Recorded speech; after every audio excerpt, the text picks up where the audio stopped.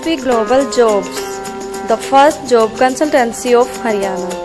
रोजगार दिलाए, बेरोजगारी भगाए।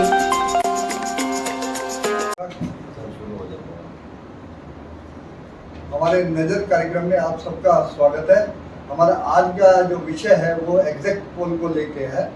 तो इसी विषय को लेकर आज जो हमने अपनी डिबेट रखी हुई है, जिसमें शामिल है वरिष्ठ पत्रकार, लगभग 25-30 सालों से पत्रकारिता क्षेत्र से जुड़े हुए हैं, सुरेंद्र इंद्रावाल जी। और सुरेंद्र इंद्रावाल जी के बगल में हैं, राजनीतिक विशेषज्ञ के रूप में जाने जाते हैं और पिछले उनका अच्छा खासा एक राजनीति में अनुभव है। और विनय जेलदार जी।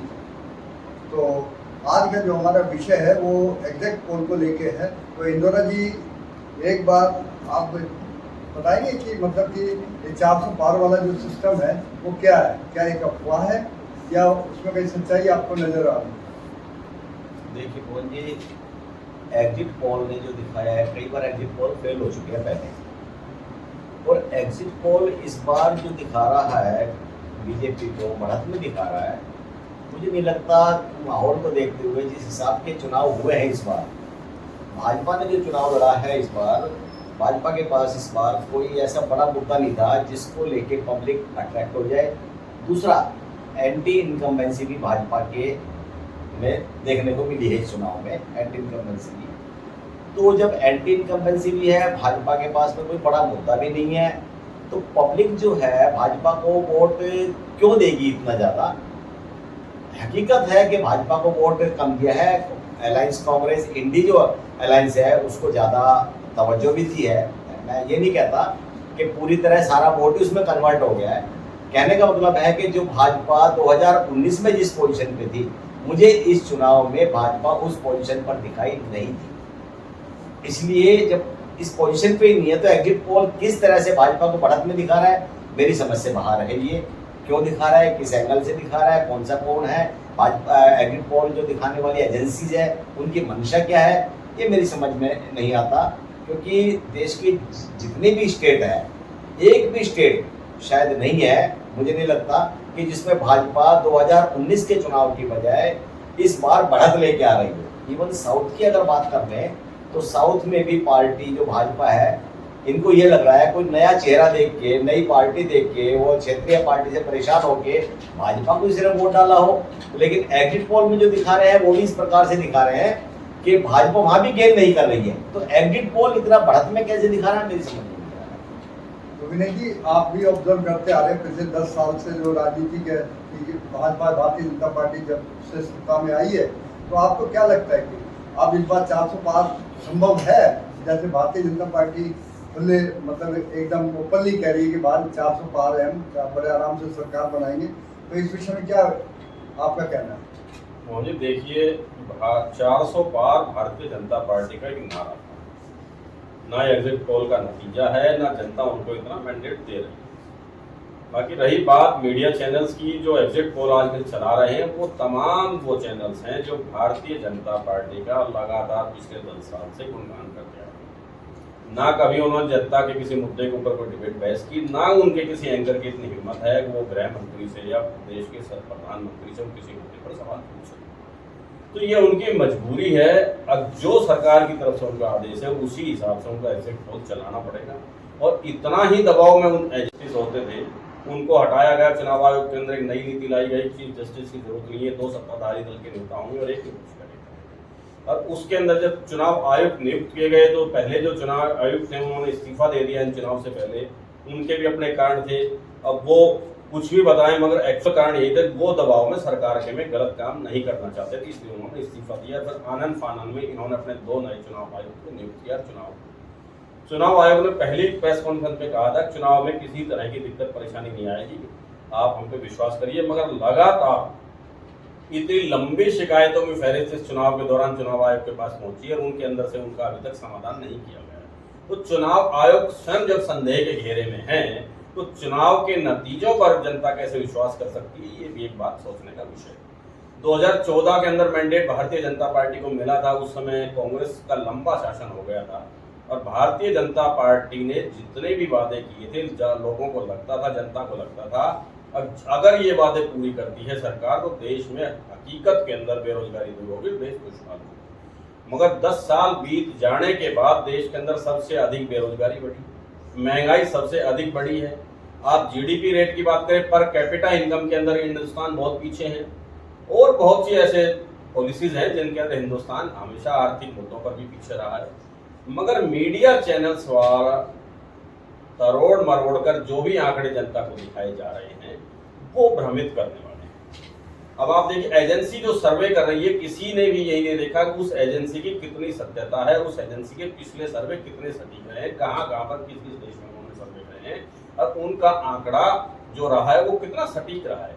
सवाल ये नहीं उठ रहा है, लोग नहीं देख पा रहे क्योंकि मीडिया चैनल तमाम उसी चीज को दिखा रहे हैं जो सरकार उनको कह रही है। शुरू में आप देखिए, चुनाव आयोग आंकड़े देने में आनाकानी कर रहा था। जब डिजिटल युग है, सब कुछ इलेक्ट्रॉनिक मीडिया के हाथ में है और आप देख रहे हैं ऑनलाइन सब कुछ है, तो आंकड़े उसी दिन 8 बजे तक सारे जितने भी चुनाव हुए हैं उस दिन वो आंकड़े आ जाते हैं। फिर भी 5-5 दिन बाद चुनाव के आंकड़ों में वृद्धि होना, ये भी चुनाव आयोग को संदेह के घेरे में डाल रहा है। मैं आपको एक उदाहरण देता हूं। पुराने समय में कांग्रेस की सरकार थी, बहुत में 2003-4 की बात, सॉरी 1996-97 की बात है। कांग्रेस का 10% एक बार वोट बैंक कम हुआ था तो 207 सीटें कांग्रेस हार गई थी। भाजपा का पिछला जो वोट बैंक था परसेंटेज, आज का वोट बैंक परसेंट देखें तो उतनी ही गिरावट 10% की भाजपा की वोट बैंक में आई है। जो कांग्रेस 9.5% के वोट बैंक पे 207 सीटें हार सकती है, तो भारतीय जनता पार्टी सीटें कैसे फालतू जीत सकती है। पिछली बार का जो चुनाव था वो देश से जुड़ा हुआ था, हर हिंदुस्तानी के अंदर एक देशभक्ति की भावना होती, क्योंकि उस समय सर्जिकल स्ट्राइक हुई थी, पुलवामा अटैक हुआ था, तो किसी भी दल का कोई भी पार्टी का वोटर था उसने अपनी पार्टी की पॉलिसीज को दरकिनार करते हुए देश हित के मुद्दे पर भाजपा को बहुमत दिया, बहुत भारी बहुमत दिया। अब इस चुनाव में ना तो वो लहर है, ना मोदी जी के जुमले काम कर रहे हैं, ना भाजपा के जो पोर्टफोलियो है वो काम कर रहे हैं। लगातार 10 साल की सरकार के विरोध की एंटी इनकम्पेंसी है। मोदी जी की जो पार्टी के अंदर जो तानाशाही है उससे भाजपा के नेता अंदरूनी रूप से खुद विरोध में हैं। तो भारतीय जनता पार्टी मैंडेट कैसे ला सकती है, ये एक सोचने का विषय है। अगर फिर भी मैंडेट आता है तो संदेह लगातार चुनाव आयोग पर और मतगणना करने वाले अधिकारियों पर जनता का बना रहेगा। अगर ऐसा नहीं है तो चुनाव आयोग को प्रेस कॉन्फ्रेंस हर पोलिंग डे के बाद करनी चाहिए, फिर बताना चाहिए था जनता को कितना परसेंटेज वोटिंग हुई है। 5 दिन बाद जो आंकड़े बढ़ रहे हैं उन पे आज तक कोई जवाब नहीं दिया गया है। 7 दिन बाद जो बढ़े, 5 दिन बाद बढ़े, कोई जवाब नहीं। तो चुनाव आयोग को संदेह के घेरे में। अब एग्जिट पोल की बात करें, जब पहले के आंकड़े 7-7 दिन बाद आ रहे हैं, तो 7वें चरण का जो चुनाव हुआ उस दिन के सेम आंकड़े 1 घंटे बाद ही एग्जैक्ट, मैं अचंभा करता हूं मीडिया चैनल्स को कैसे पता चल गया कितना परसेंट वोटिंग हुई है। और वो लगातार एग्जिट पोल को दिखाने लग गए। पहले वो 400 दिखाने लगे, फिर 350 पे आए, अब कुछ चैनल आज 350 पे भी आ रहे हैं। मुझे लगता है कल तक आते आते 265-75 तक आ जाएंगे। जब रिजल्ट आएगा तो पता चलेगा अगर भाजपा को पूर्ण समर्थन नहीं मिल रहा है।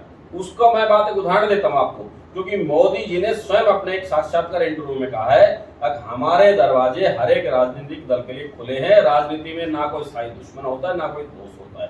तो ये भी एक संकेत है, उन्हें खुद पता है कि हमें मैंडेट जनता की तरफ से पूर्ण नहीं मिल रहा है। इसलिए जो भी सहयोगी दल हमारे साथ सरकार में शामिल होना चाहे, हमारी सरकार बनवाना चाहे, उसके लिए खुला निमंत्रण और आमंत्रण है।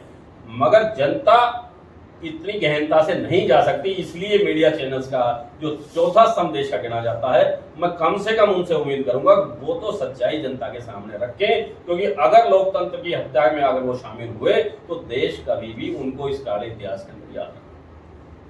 सुरेंद्र जी, जैसा कि पहले 2004 की हम बात करें तो उस वक्त अटल बिहारी वाजपेयी की सरकार थी, और एक उस वक्त भाजपा ने मुद्दा चलाया था कि शाइनिंग इंडिया बड़े उसका भी जोर शोर से प्रचार किया था कि भाई अब जो भारतीय जनता पार्टी इस नारे के आगे सरकार बना लेगी। लेकिन वो सरकार के लिए बिल्कुल विपरीत पड़ा, भारतीय जनता पार्टी के लिए विपरीत पड़ा। क्या ये 400 पार वाला जो सिस्टम है, क्या ये उसी की तरह धोखा साबित हो सकता है? जहाँ तक 400 पार की ये बात कर रहे हैं, हम पहले भी कह चुके हैं कि एग्जिट पोल जो दिखा रहा है ये सब हमें गले से नहीं उतर रहा है ये बातें।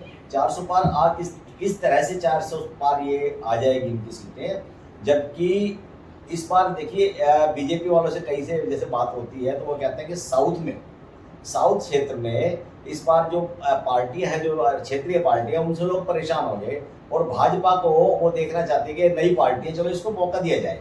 तो भाजपा को भी यही लग रहा है कि भाई साउथ में हमें जो है ना इस बार अच्छा रेस्पॉन्स मिलेगा, क्योंकि वहाँ की पार्टी, वहाँ के लोग जो चाहते हैं, एक नई पार्टी चाहते हैं। लेकिन जब साउथ में आदमी जाता है, जो एग्जिट पोल खुद इस बात को मान रहा है कि साउथ में भी भाजपा को कुछ नहीं मिल रहा। मैं आपको अगर उदाहरण देके बताऊं, साउथ के बताता हूं मैं आपको उदाहरण कोई, तो आप ये मानेंगे कि वहाँ ये बिल्कुल सही है। छत्तीसगढ़, चलो ये तो जब पश्चिम बंगाल की जैसे हम बात कर लें, वहाँ भी जो पिछली बार बीजेपी को 18 सीटें मिली थी और इस बार भी 15 मिल रही है। तो पश्चिम बंगाल में फेल हो रही है पार्टी, महाराष्ट्र में है, महाराष्ट्र में भी फेल हो रही है। पिछली बार 23 थे, इस बार 20-22 आ रही है। दिल्ली की है, दिल्ली की चलो छोड़ो, दिल्ली भी 7 सीटें थी पिछली बार, इसी बार माइनस हो रही है कांग्रेस, ये बीजेपी। पंजाब में भी इस बार माइनस हो रही है, हरियाणा में भी माइनस हो रही है, उत्तराखंड में चलो ठीक पोजीशन है, हिमाचल प्रदेश है वहाँ भी माइनस हो रही है, तमिलनाडु है, साउथ का एरिया शुरू हो जाता है, वहाँ डीएमके वगैरह ये सारे ले रही है, बीजेपी का वहाँ कोई रोल नहीं है, 1 सीट दिखा रहे हैं, कुछ भी नहीं है, वह साउथ का पोर्शन है। कर्नाटका में है, कर्नाटका में पिछली बार 25 थी, इस बार आधी हो रही है वहाँ की सीटें। आंध्र प्रदेश में है, इसमें है, पिछली बार YSR है, ये ले रही है वहाँ, तो बीजेपी का कोई मतलब नहीं है। तेलंगाना है, तेलंगाना में भी वही से, पिछली बार भी बीजेपी की 4 थी, इस बार 4-5 हो रही है, वहाँ कुछ नहीं है। कहने का मतलब है केरला में है, केरला में यही है, पिछली बार भी कुछ नहीं था, इस बार भी कुछ नहीं है। तो बीजेपी को बढ़त कहाँ से मिल रही है? यूनियन टेरिटरी है, 1-1 सीट है, वो सारी कांग्रेस में भी जा रही है, दूसरी पार्टी में जा रही है, इसके बाद तो कोई है नहीं। तो ये जो एग्जिट पोल में जो आंकड़े दिखा रहे हैं, ये किस आधार पे दिखा रहे हैं, जबकि माइनस होनी चाहिए। और ये आप देखना कि आंकड़े जो एग्जिट पोल में दिखाते हैं, ये विनय जी ने अभी कोई बात की कि किस, ये जो या तो उनकी विश्वसनीयता नहीं है एजेंसीज की, या फिर वो डरे हुए हैं कि भाई, या फिर ये करना चाहते हैं अगर कोई तुक्का लग गया और भाजपा बन गई तो हम उनकी भाजपा की नजरों में वो नजदीक हो जाएंगे, तो हमें कुछ फायदा मिल सकता है, इसलिए शायद ये कर रहे हैं। बाकी मुझे कोई ऐसा नजर नहीं आता। जो आंकड़े बता रहे हैं, आंकड़ों के हिसाब से मुझे नहीं लगता कि इस बार कोई पिछले 2019 में जो चुनाव 303 आई थी सीटें, उस वहां तक भी क्रॉस करेगी, बल्कि उससे भी 50, 60, 40 माइनस रह सकती है सीटें। लेकिन मुझे नहीं लगता ये कि जो एग्जिट पोल जो शो कर रहा है ये कामयाब हो पाएगा, या एग्जिट पोल के अनुसार ही बीजेपी का रिजल्ट आएगा, मुझे नहीं लगता है। तो हरियाणा की राजनीति के बारे में क्या कहेंगे विनय जी? देखिए मोहन जी, हरियाणा में पिछली बार भाजपा ने क्लीन स्वीप किया था, 10 की 10 सीटें लोकसभा की भारतीय जनता पार्टी के पास थी, मगर लगातार किसान आंदोलन के जरिए SSP Global Jobs, the first job consultancy of Haryana, रोजगार दिलाए, बेरोजगारी भगाए। विनय जी, अब हम बात करते हैं हरियाणा के चुनाव की। हरियाणा के जो लोकसभा चुनाव है उस बारे में आपको क्या लगता है? भारतीय जनता पार्टी को कुछ नुकसान होगा या इस बार भी 10 की 10 सीटों पर उनका दबदबा रहेगा? देखिए मोहन जी, 2019 के लोकसभा चुनाव में हरियाणा के अंदर भारतीय जनता पार्टी ने क्लीन स्वीप किया था। उसकी एक वजह थी, अब उस टाइम पूरे देश के अंदर देशभक्ति की भावना बह रही थी, सर्जिकल स्ट्राइक का पूरे हिंदुस्तान में असर था, और हरियाणा प्रदेश जो है, यहाँ और प्रदेशों की तरह जातीय राजनीति भी बहुत असर करती है अलग अलग लोकसभा सीटों। मगर इस बार आप देखें, हरियाणा प्रदेश में लगातार जब से किसान आंदोलन चला है, सरकार के विपरीत हवा चल रही है। किसान आंदोलन लंबे टाइम चला, हरियाणा में भी रहा, तो जिस तरह का रवैया सरकार का किसान आंदोलन के लिए रहा, वो हमारे हरियाणा के किसानों को सरकार के विरोध में कर गया।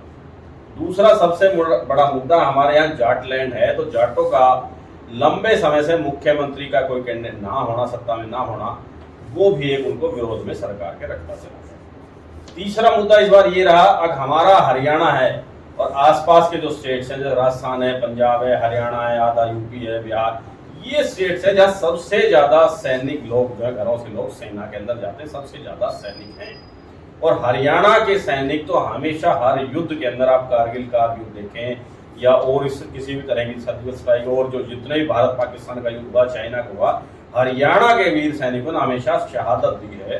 तो लंबे समय से जिस तरह से भर्ती प्रक्रिया सेना के लिए कम की जा रही है, दूसरा जो अग्निवीर का जो मुद्दा था, अग्निवीर जो सरकार ने लागू की, हरियाणा के लोग लगातार जो सैनिक परिवार के घर थे वो इसके विरोध में रहे हैं और उसकी वजह से जितने भी भारतीय जनता पार्टी के जो सांसद थे वो लोगों के साथ खड़े नहीं हो पाए। अगर वो अग्निवीर को गलत साबित करते हैं तो अपनी ही पार्टी के खिलाफ बगावत करते और उनको पार्टी की तरफ से दरकिनार कर दिया जाता। तो ये उनकी मजबूरी थी, चाहे वो दिल से ना चाहते हो कि अग्निवीर लागू हो, मगर राजनीतिक सत्ता लाभ के चलते उनकी मजबूरी थी कि उनको चुप रहना पड़ा और वो जनता के साथ खड़े नहीं दिखे। एक ये बड़ा फैक्टर भी काम कर गया। एक बात करें हम दक्षिणी हरियाणा की, तो दक्षिणी हरियाणा के अंदर अहीर रेजिमेंट का मुद्दा लंबे समय से चल रहा है। तो अहीर रेजिमेंट को भी यहाँ दक्षिणी हरियाणा के अंदर 3 लोकसभा की सीटों का दखल है, इसका भी बड़ा प्रभाव लोकसभा की इन 3 सीटों पर रहा। दक्षिणी हरियाणा का जो अहीर रेजिमेंट का मुद्दा था उसमें भी भारतीय जनता पार्टी का कोई भी सांसद खुल के उनके साथ धरना प्रदर्शन में नहीं आ पाया या अपनी बात को आगे सदन के अंदर नहीं रख पाया। तो ये कई मुद्दे हैं जिनसे हरियाणा की राजनीति प्रभावित रही। अब आप संविधान का मुद्दा लीजिए, तो एससी वोटर जो भाजपा के साथ रहता था, वो संविधान बदलने वाले मुद्दे पे भारतीय जनता पार्टी के अनेक नेताओं के इस बयान के ऊपर भारतीय जनता पार्टी से खिसक कर वो कांग्रेस या विपक्षी दलों के पास चला गया। तो ये एक नुकसान ये भारी रहा।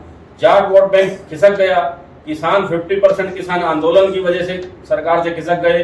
दूसरा, पूरे हिंदुस्तान में राजपूतों का जो विरोध था, जिस तरह से राजपूतों को टिकट वितरण में दरकिनार किया गया, तो उनकी जो महापंचायत हुई पूरे हिंदुस्तान की करनी सेना की, तो वो विरोध भी भारतीय जनता पार्टी को हरियाणा में झेलना पड़ा। चाहे उनका वोट परसेंटेज हरियाणा में कितना भी जाट मतदाताओं का अच्छा खासा है, उसके बाद एससी वोट बैंक भी है और राजपूतों का कम है, मगर उन्होंने हर लोकसभा के अंदर उन्होंने विपरीत प्रभाव सरकार के खिलाफ उन्होंने वोट डाले। अब आप बात करते हैं पर्टिकुलर उसके बाद जो ओबीसी जो समाज था, तो ओबीसी समाज जो है वो बट कर गया है, वो विपक्ष को भी गया है, भारतीय जनता पार्टी को भी गया है। मगर कुल मिलाकर जितना vote bank percentage Bharatiya Janata party को पिछले लोकसभा चुनाव में मिला था, उससे काफी वोट परसेंटेज तो पोलिंग कम हुई है और मत प्रतिशत भी भारतीय जनता पार्टी सत्ताधारी को कम मिला है। इस वजह से भारतीय जनता पार्टी इस बार 10 की 10 सीट जीतने का दावा नहीं कर सकती है। मेरा अपना जो आकलन है, मुझे लगता है 5 से 6 सीट यहाँ कांग्रेस को आ रही है और लगभग 4 से 5 सीट भारतीय जनता पार्टी को आ रही है। ये मेरा अपना निजी आकलन है, जिस तरह का मैंने आकलन लोगों से लिया है, इधर उधर की जो भी मैंने खबरें मेरे पास आई। सुरेंद्र जी, अब जैसे पहले मुख्यमंत्री मनोहर लाल खट्टर जी थे, तो एक तरह से पंजाबी वोट था वो भाजपा के फेवर में था, तो इस बारे में आप क्या कहेंगे? अब मुख्यमंत्री वो खट्टर जी नहीं रहे, अब ओबीसी के हैं, सैनी जी है, नायब सैनी जी, तो क्या पंजाबी वोट बैंक भी कहीं खिसक के कांग्रेस की तरफ जाएगा?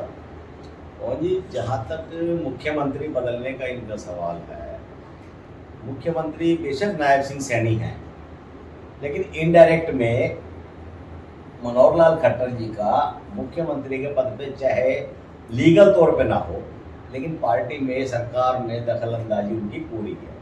पंजाबी समुदाय आज भी ये मानता है कि मुख्यमंत्री हमारे मनोहर लाल खट्टर जी हैं। अभी तक कारण है उसका कि मुख्यमंत्री को, नायब सिंह सैनी को मुख्यमंत्री बनाने के लिए मनोहर लाल खट्टर ने ही उनका नाम दिया और नायब सैनी ने भी जिस तरह से उन्होंने उनका नाम दिया तो अपनी पूरी कृतज्ञता और मुख्यमंत्री के लिए दिखाई और उनके पैर छुए, उनसे आशीर्वाद लिया। कहने का मतलब ये है कि बेशक मुख्यमंत्री जी आज वो खट्टर जी है, मुख्यमंत्री कुर्सी पे नहीं है, लेकिन मैं नहीं मानता कि मुख्यमंत्री से कम पावर में है। तो पंजाबी समुदाय को ये लगता है कि आज हरियाणा की सरकार में हमारा पूरा दबदबा खट्टर जी के जरिए हमारा पूरा दबदबा इसके अंदर है। इसीलिए पंजाबी समुदाय जो है खट्टर जी के साथ कहीं भी पूरी हरियाणा में किसी भी लोकसभा क्षेत्र में देख लो, पंजाबी समुदाय ने भाजपा का साथ दिया है, अच्छी तरह साथ दिया है। ये भी नहीं कहता कि पूरा वोट बैंक उधर कन्वर्ट हो गया, कांग्रेस के पास भी वोट बैंक है उसका, लेकिन क्या है कि अगर परसेंटेज की मैं बात करूं, अगर 60 की बात करूं, 70 की बात करूं तो वो भाजपा के साथ गया और 30 या 40 की बात करूं तो वो कांग्रेस के साथ गया। अब हम बात करते हैं गुड़गांव लोकसभा क्षेत्र की, कि यहाँ से उम्मीदवार थे राजबब्बर जी कांग्रेस से थे और राम इंद्र जी भाजपा से थे, तो इस बारे में आप क्या कहना चाहेंगे? विनय जी, कि इतने जो नेता थे, जो भारतीय जनता पार्टी के जो कार्यकर्ता थे, बड़े बड़े कार्यकर्ता, चाहे रेवाड़ी की बात करें चाहे गुड़गांव की करें, तो उन्होंने राव इंद्रजीत का खुल के समर्थन नहीं करा। तो ऐसी परिस्थिति में क्या राव इंद्रजीत जी इस सीट को निकाल के ले जा सकते हैं? देखिए मोहन जी, आज के समय के अंदर चुनाव बड़ा क्रूशल स्थिति में है। जब राव इंद्र सिंह को टिकट मिली और कैंडिडेट मैदान में नहीं आया था तो हमारी गुड़गांव लोकसभा पर एक तरफा लग रहा था कि राव साहब जीत कर जा रहे हैं, क्योंकि किसी को भी यकीन नहीं था कि इस तरह से एक बाहरी कैंडिडेट को जो पंजाबी समुदाय से रखता है वो यहाँ आकर चुनाव लड़ेगा और वो धीरे धीरे समीकरण बदलते चले जाएंगे। पहले ये लगता था कि अगर किसी मुस्लिम को टिकट दी गई कांग्रेस की तरफ से तो चुनाव वही हिंदू वर्सेस मुस्लिम होगा, राव साहब आसानी से जीत जाएंगे। दूसरा समीकरण ये था, कैप्टन अजय यादव को अगर टिकट मिलती है तो कैप्टन साहब लगातार 2 बार हारे, एक बार लोकसभा का चुनाव हारे, एक बार विधानसभा का चुनाव हारे हैं। तो भाजपा लगातार ये लोगों के अंदर प्रचार करती कि हारा हुआ कैंडिडेट है वो हमारे राव साहब लगातार 5 बार के सांसद जीते हुए कैंडिडेट हैं, उनके सामने बिल्कुल नहीं टिक पाएगा। तो ये एक प्रचार भी हावी रहता, मगर कांग्रेस ने आशा के बिल्कुल विपरीत राज बब्बर को यहाँ लेकर आए। वो भी लगातार 5 बार के सांसद है, राव इंद्र सिंह भी लगातार 5 बार के सांसद हैं। तो ये जो एक मुद्दा था उसको उन्होंने वही खत्म कर दिया। दूसरा, मुस्लिम को टिकट नहीं मिला तो वो मुद्दा भी हिंदू मुस्लिम वाला भी खत्म हो गया। उसके बाद चुनाव के समीकरण बदलते चले गए। सबसे बड़ी वजह रही राज बब्बर का पंजाबी कैंडिडेट होना। अब पंजाबी कैंडिडेट होने की वजह से मैं ये नहीं कहता पूर्ण रूप से पंजाबियों ने इनको वोट दिए 100%, ऐसा नहीं है, मगर अगर 50% भी राव साहब का पंजाबी वोट बैंक खिसक कर राव साहब राज बब्बर को चला गया है तो वो एक तरह से राव साहब को नुकसान रहा है। अब आप बात करें वोट परसेंटेज समीकरण की, तो हमारी यहाँ लोकसभा में जितना आशा के अनुरूप हमें लगता था वोट प्रतिशत बढ़ेगा वो पहले से डाउन गया है, क्योंकि 5 लाख वोट बढ़ने के बावजूद भी वोट मत प्रतिशत का कम आना, तो ये कहीं ना कहीं सरकार के प्रति वोटरों का उदासीन रवैया दिखाता है कि उनको चुनाव में कोई इंटरेस्ट नहीं है। तो इससे भी सत्ताधारी पार्टी को नुकसान हासिल हुआ है वोट परसेंटेज कम आने से। अब बात करें दलित की, संविधान के मुद्दे पर मैक्सिमम दलित वोट 80% दलित वोट कांग्रेस को गया है, ये कांग्रेस को प्लस हुआ। ठाकुरों की, हमारे राजपूतों की चाहे 1 लाख ही वोटों हमारी गुड़गांव लोकसभा में, उसका भी 70% कांग्रेस को परिवर्तित हो गया। जाटों की भी 70% वोट कांग्रेस को गए हैं। तो जब ये धीरे धीरे आंकड़ा आप प्लस करेंगे तो ये मत प्रतिशत इतना बड़ा हो जाता है कि राज बब्बर के सामने जो पिछली बार पहले दावे किए जा रहे थे इस लोकसभा चुनाव शुरू होने के, राव साहब पिछली बार से भी अधिक मतों से लगभग 6 लाख वोटों से जीत के आएंगे, पिछली बार वो 4 लाख वोटों से जीते थे, तो वो जो दावा था वो धीरे धीरे सिमटता 1 लाख के दायरे में आकर चला गया। अब चुनाव इतना उस स्टैंड पर खड़ा है, हार जीत का जो अंतर है वो 50,000 से 1 लाख के बीच के अंदर आकर रुक गया। मैं आज ही दावा नहीं करता कि राज बब्बर जीत रहे हैं, राव इंद्र सिंह जीत रहे हैं, ये तो 4 तारीख को गणना के बाद पता चल जाएगा, मगर दोनों में से कोई कैंडिडेट 100% ये नहीं कह सकता है कि हाँ मैं चुनाव जीत रहा हूं। अगर ऐसा होता तो अभी तक कैंडिडेट अपनी खुद की प्रेस कॉन्फ्रेंस करके वो दावा कर चुके होते कि हाँ मैं चुनाव जीत रहा हूं, इतने वोटों से मैं जीतूंगा।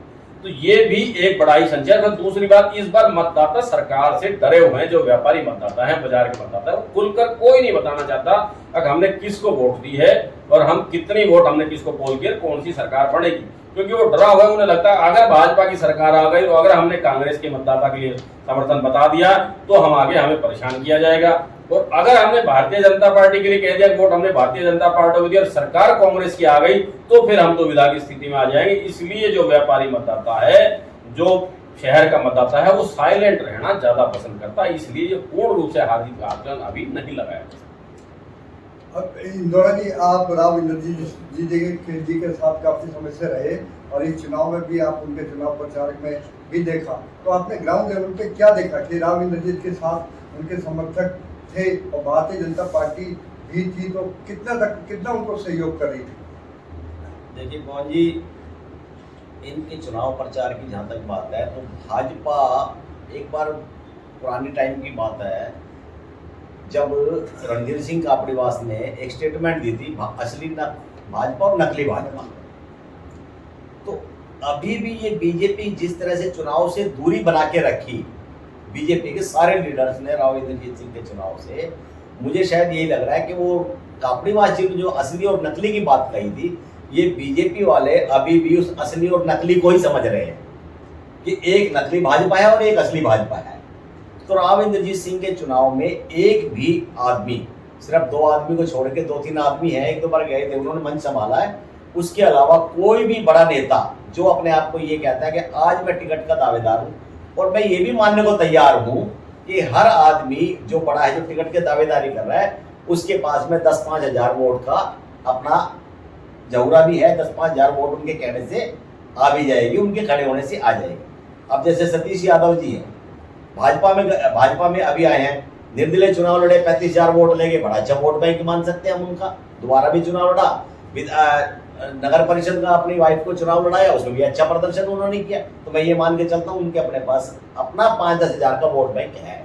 कापड़ीवास जी है, कापड़ीवास जी विधायक भी रह चुके, उससे पहले इंडिपेंडेंट भी लड़े, तो भी उनके पास में अपने पास, तो मैं ये मान सकता हूँ उनके पास भी अपना वोट बैंक है। सतीश खोड़ा जी है, ये अपना इतने काफी लंबे समय से ट्रिपल-P का ये मामला संभाल रहे हैं, लोगों की जनता की सेवा कर रहे हैं। मैं कहता हूँ वो 75,000 की बात करें तो मैं 5,000 की 10,000 की बात करूँ तो ये भी उनके पास होगा। अरविंद यादव है, इसी तरह उनके, यानी कहने का मतलब है बीजेपी के जितने नेता हैं इनके पास में 2-4, 5,000, 10,000 का अपना वोट बैंक है। लेकिन इन लोगों में से एक भी आदमी उनके चुनाव में प्रचार के लिए नहीं गया। जबकि खट्टर साहब आए थे, उस समय सबने हाजिरी लगा दी वहां।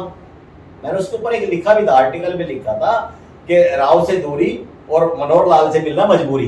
मैंने एक आर्टिकल में लिखा था, उस समय इनको थोड़ा सा ये भी लगा, कुछ नेताओं को जो भी हुआ व्हाटएवर, वो एक अलग बात है।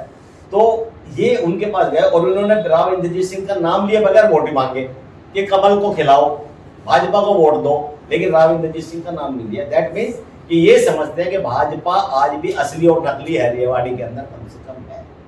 रही बात है राव इंद्रजीत सिंह के चुनाव प्रचार की, मैं गांव में पत्रकार के नाते मुझे जाना पड़ा। प्रचार की तो खैर गलत है, मैंने प्रचार नहीं किया किसी का, जो एक पत्रकार के नाते मैं उनके प्रोग्राम में गया हूँ, आरती राव के प्रोग्राम में गया हूँ मैं रेवाड़ी के जिलों में। मैंने देखा उनके जो समर्थक हैं उनको ना बीजेपी की जरूरत है न किसी और की, उनको केवल राव इंद्रजीत सिंह की जरूरत है। वो केवल या तो मोदी को मान रहे हैं या राव इंद्रजीत सिंह को मान रहे हैं, वो भाजपा को किसी को नहीं मान रहे और किसी नेता को नहीं मान रहे। बहुत अच्छा प्रदर्शन, कितने गाँव में तो बड़े बड़े अच्छे प्रोग्राम इनके हुए हैं। लेकिन फिर भी ये है, जैसे अभी बातचीत चल रही थी जातीय समीकरण के आधार पर, जातीय समीकरण के आधार पर ये है कि बराव साहब का इस क्षेत्र के हैं तो अहीर वोट है, काफ़ी संख्या में है। मुसलमानों के लगभग थोड़ा सा ही ज़्यादा है, बराबर नहीं कह सकते हम, थोड़ा ज़्यादा। हाँ, वोट परसेंटेज जिस तरह से पड़ी है उस हिसाब से मान सकते हैं अहीर और मुस्लिम वोट एक साथ लगभग थोड़ा ही अंतर है, इतना ही वोट पड़े हैं उनको। तो उधर से जितना अहीर है इतना मुस्लिम है, वो काट दिया उनको वोटों को। लेकिन अंतर जो है इस बार चुनाव में जो जीतने का, जो 5 से ऊपर बता रहे थे राव साहब, वो अंतर विनय जी जैसे कह रहे हैं वो बिल्कुल नहीं है। 1,50,000 की कहानी है और कौन जीत गया ये भी नहीं पता, क्योंकि वोट जो पंजाबी है इस बार जो है स्वामी धर्मदेव को इन्होंने पंजाबी ने उतार दिया। खट्टर साहब ने स्वामी धर्मदेव को उतार दिया कि भाई आप जो है ना पंजाबियों को बताओ, पंजाबियों को अपनी तरफ कर लो। तो उन्होंने रेवाड़ी में भी किया प्रोग्राम, पटौदी में भी किया और वहाँ भी गुड़गांव में, उससे फर्क पड़ा है।